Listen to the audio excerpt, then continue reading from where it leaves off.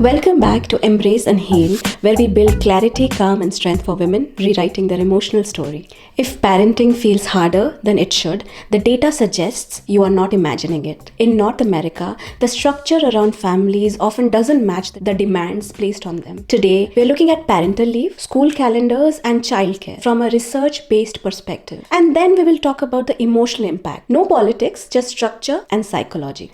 Let's zoom out for a second and look at parental leave because this is where the pressure often starts. In Canada, parents can access maternity and parental benefits through employment insurance. Typically, that replaces about 50 to 55% of your average weekly earnings up to a capped maximum. Depending on which option you choose, standard or extended, benefits can stretch close to a year or year and a half. That sounds generous on paper, but eligibility depends on having enough insurable work hours. If you are self-employed without opting in, contract-based, recently employed, or didn't meet the hours threshold, you may not qualify at all. So access isn't automatic. Now let's compare that to the United States. There is no universal paid parental leave at the federal level. The Family and Medical Leave Act, FMLA, provides up to 12 weeks of unpaid job-protected leave. Unpaid. And even that only applies if you work for a qualifying employer and meet specific tenure and hour requirements. According to the US Department of Labor data,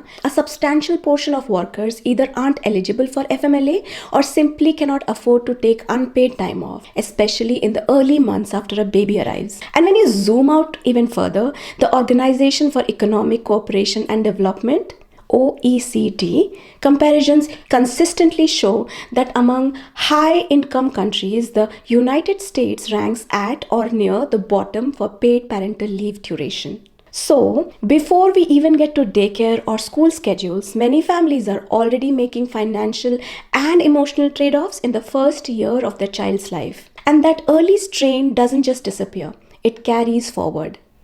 Most North American school calendars operate roughly 180 instructional days per year, about 10 months. That leaves approximately 10 to 13 weeks of summer break, plus winter break, spring break, and professional development days. By comparison, the average US worker receives about 10 to 14 days of paid vacation after 1 year of service. In Canada, statutory minimum paid vacation is typically 2 weeks, increasing with tenure. So, just on paper, there is a structural gap. School closures add up to far more time than most working parents are given off. And that gap, it gets filled by summer camps, extended family, paid childcare arrangement, or pure stress.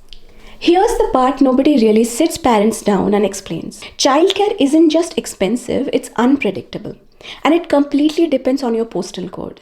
If you are in parts of the US, full-time infant care can cost more than in-state public college tuition for a baby who can't even talk yet. Just pause on that. Cross into Canada and the story shifts, but not evenly. In Quebec, subsidized childcare has made it significantly easier for mothers to stay in the workforce. But in the other provinces, families are still juggling high fees, long wait lists, and limited spots. And that's the other piece nobody warns you about. Availability. In major cities across North America, infant care wait lists aren't a call us next month situation. They can stretch for months, sometimes over a year. Some parents are putting their unborn child on a wait list. So this isn't just a budgeting issue, it's an access issue. It's an availability issue. And the rules change depending on where you live. And that's the trap. You are told to plan better, but you're planning inside a system that isn't consistent to begin with. Here's what the research actually shows. Psychologists call it role overload, which is the clinical way of saying too many demands, not enough time, and not enough bandwidth. And when that becomes chronic, stress rises, well-being drops. That's not dramatic. That's decades of data. Surveys from the American Psychological Association and Pew Research Center consistently show working parents report higher daily stress levels than non-parents.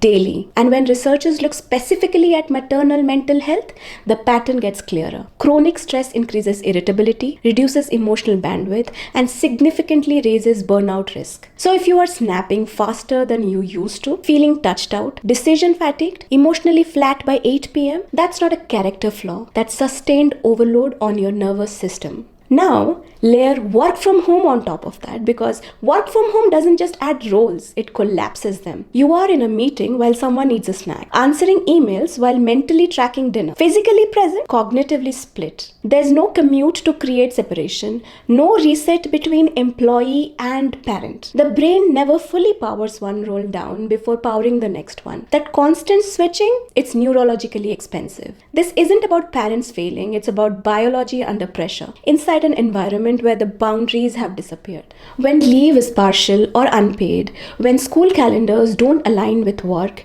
when childcare is expensive or scarce, families compensate emotionally. Often mothers carry disproportionate coordination labor, a phenomenon widely studied as mental load or cognitive labor in family sociology. The strain is structural before it is personal.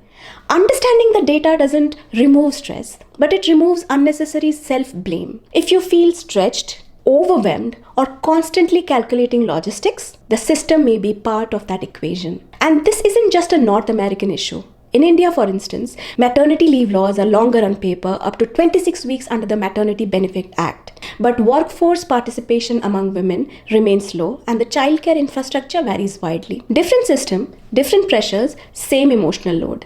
I want to hear from you. Which pressure feels most real in your life right now?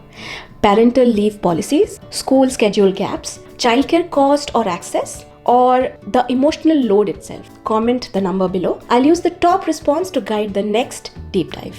Repeat this with me. I understand the structure around me. I release unnecessary shame. I respond with clarity, not self-criticism. If this helped you exhale even slightly, like, subscribe, or share it with the parent who has 3 calendars open at all times. Wishing you clarity, calm, and strength. Until next time.